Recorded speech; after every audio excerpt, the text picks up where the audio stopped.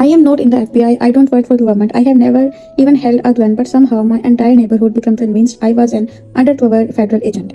By the time I realized what was happening, it had gone way too far. My name is Ethan. I am 31. I work from home as an accountant. My life is painfully boring. Wake up, coffee, Excel spreadsheet, repeat.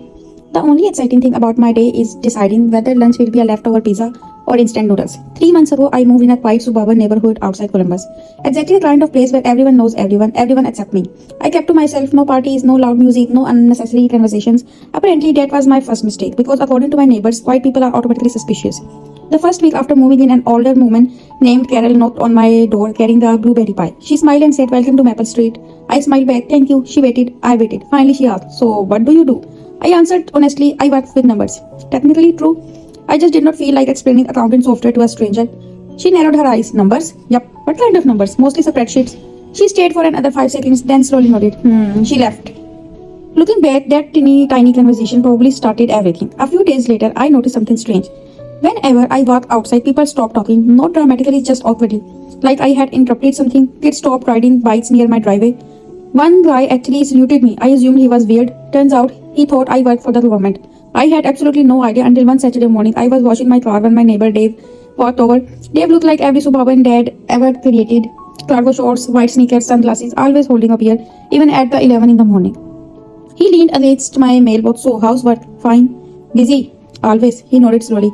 "Bet you can't really talk about it." I laughed. "No, accounting is not exactly exciting." He smiled. "Right, long pause. Accounting." Then he winked. Actually winked. I remembered thinking, what an odd guy. Then he whispered, "My cousin used to work for, you know." He pointed towards sky. I looked up. "Clouds? The weather?" He sighed. "You don't have to tell me." Then he walked away. I stood there holding a sponge, wondering what on earth had just happened. I could not learn the truth until the neighborhood barbecue. That's where everything completely fell apart. That Saturday, the neighborhood held its annual summer barbecue. Apparently, everyone attended.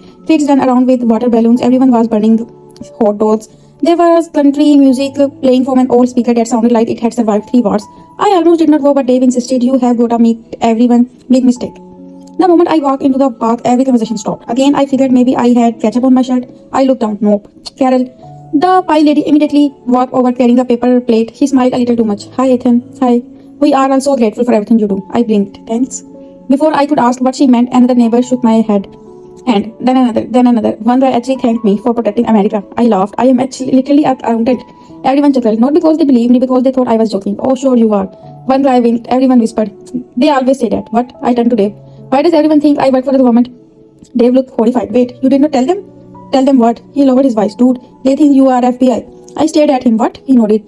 "It kinda just happened." "How does that just happen?" Dave started counting on his finger. "Well, you never tell anyone what you actually do." I did. "No, you say numbers, because accounting is number."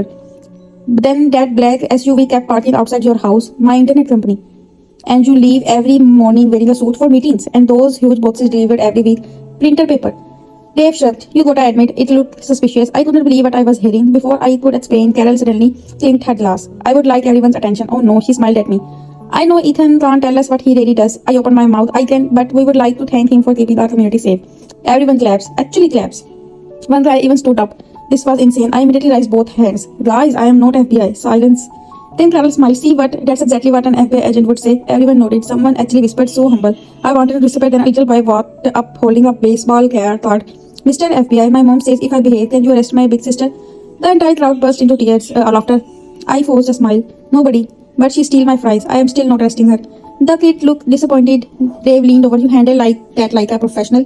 I rubbed my forehead. "I am going home." I thought the nightmare was over. It was not, because the very next morning, someone anonymously left a box of donuts on my porch with a handwritten note. "Thank you for your service, Agent Ethan." That's when I realized this rumor was not dying anytime soon. I figured the rumors would eventually die. People would realize I was just a boring accountant. Unfortunately, the universe had other plans. Monday morning, I was sitting in my home office when my internet went out.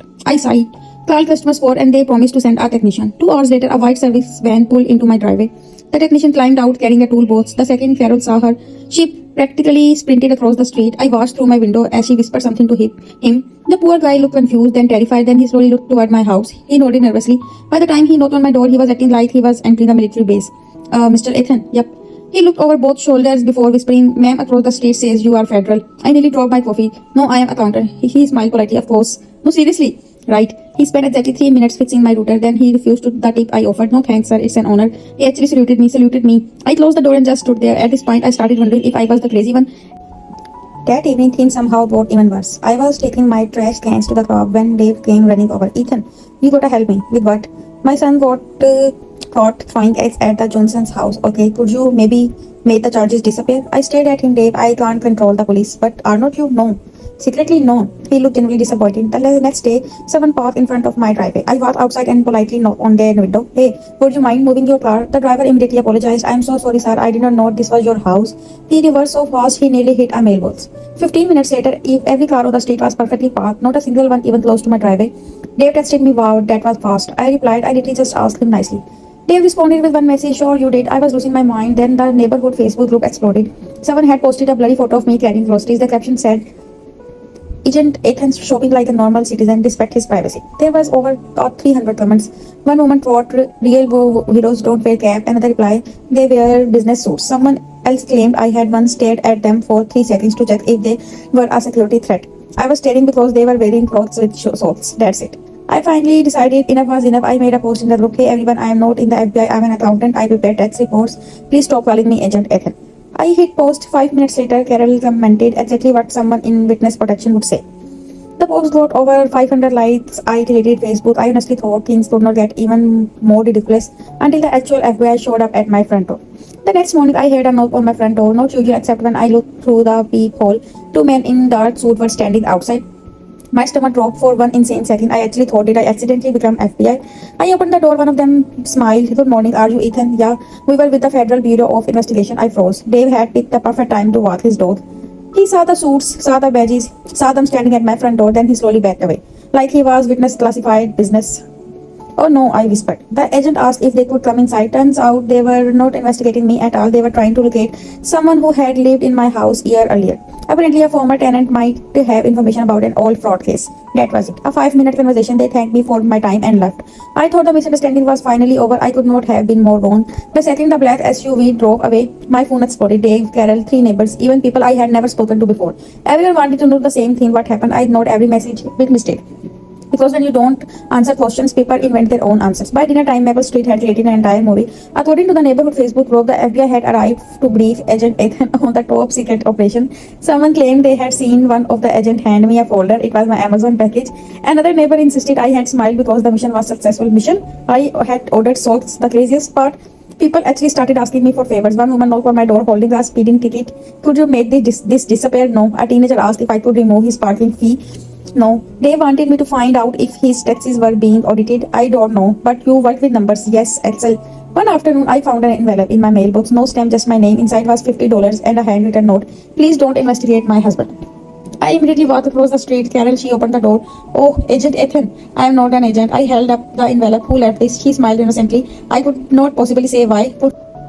At that point, I decided there was only one way to end this once and for all. I was going to hold a neighborhood meeting and prove once and for all that I was nothing more than the world's most boring accountant. Unfortunately, that meeting would become the biggest disaster Maple Street had ever seen.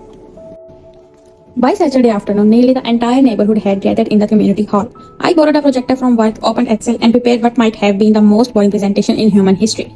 The title said, Why I Am Not in the FBI. People actually clapped. Carol sat in the front row with a notebook. Dave bought popcorn. I took a deep breath. Okay, everyone, I appreciate you coming. I am an accountant.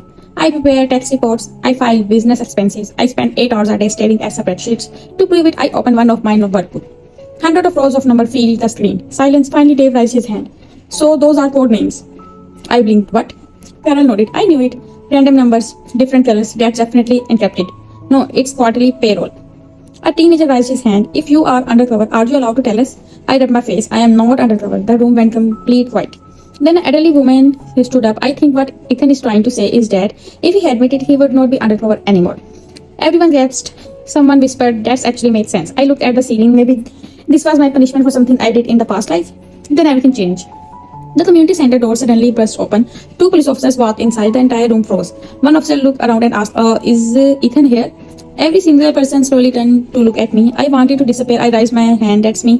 The officer walked over. We found your wallet. I stared at him. My wallet you left in the grocery store. Oh, he handed it to me. I thanked him. That was literally it. 5 seconds the officer left.